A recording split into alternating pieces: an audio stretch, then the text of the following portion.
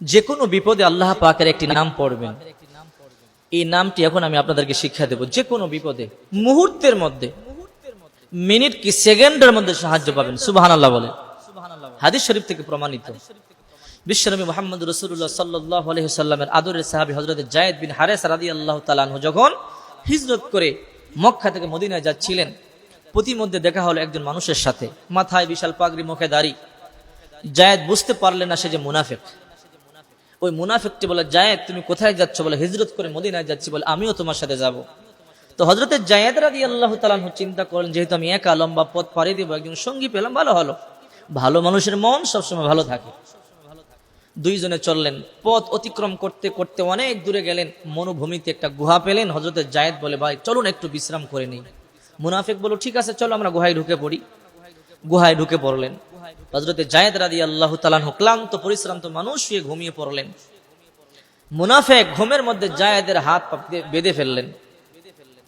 যায়েদের হাত পা বাঁধলেন। যায়েদ রাদিয়াল্লাহু তাআলা আনহু চক্ষু খুলে দেখে আমার হাত পা বাঁধা। বলেন, কেন হাত পা বাঁধলা? বলে, তোমারে হত্যা করে ফেলবো। যায়েদ বলে, কেন? লিমা তাকতুলুনি, কেন আমাকে হত্যা করবা?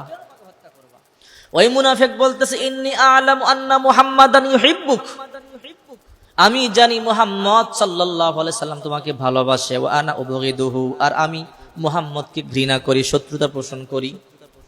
আমি তো ডাইরেক্ট মুহাম্মদকে মারতে পারবো না। তোমাকে হত্যা করলে তুমি মুহাম্মদের পালক পুত্র সন্তান, মুহাম্মদ কষ্ট পাবে। যেহেতু মুহাম্মদ তোমাকে ভালোবাসে, এই জন্য এই নির্জন এলাকা মরুপ্রান্তে তোমাকে হত্যা করব। যায়েদ বলে, আমাকে হত্যা করো না, আমি তো তোমার সাথে কোনো অন্যায় করি নাই। মুনাফিক বলে, না তোমাকে আমি ছাড়বো না। এক পর্যায়ে মুনাফিক বললেন, আগিথনি ইয়া রহমান, আগিথনি ইয়া রহমান, হে রহমান, হে দয়ালু আল্লাহ, আমাকে আপনি সাহায্য করেন। আল্লাহর কাছে সাহায্য চাইলেন।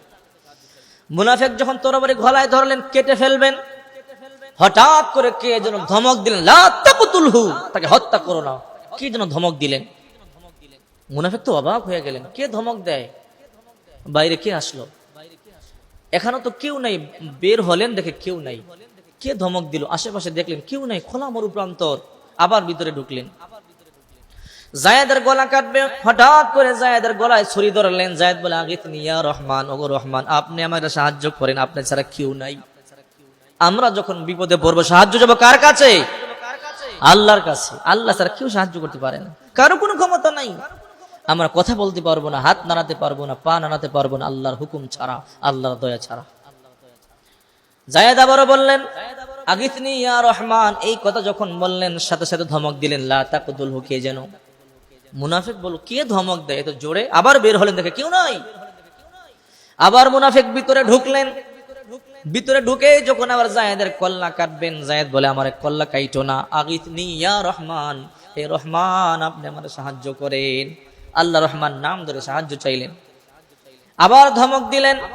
তৃতীয়বার যখন ধমক দিলেন, মুনাফিক বিরক্ত হয়ে মনে মনে ভাবলো, কে বাইরে ধমক দে। বাইরে আসলেন, আসতে দেরি, দেহ থেকে তার কল্লাটা উড়িয়ে দিতে দেরি নাই। আল্লাহু আকবার বলেন।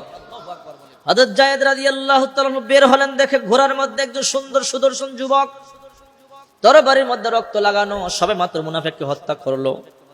মাথার মধ্যে সবুজ পাগড়ি, কি সুন্দর চেহারা। যায়েদ বললেন, মান আনতা? বল, আনা জিবরিল।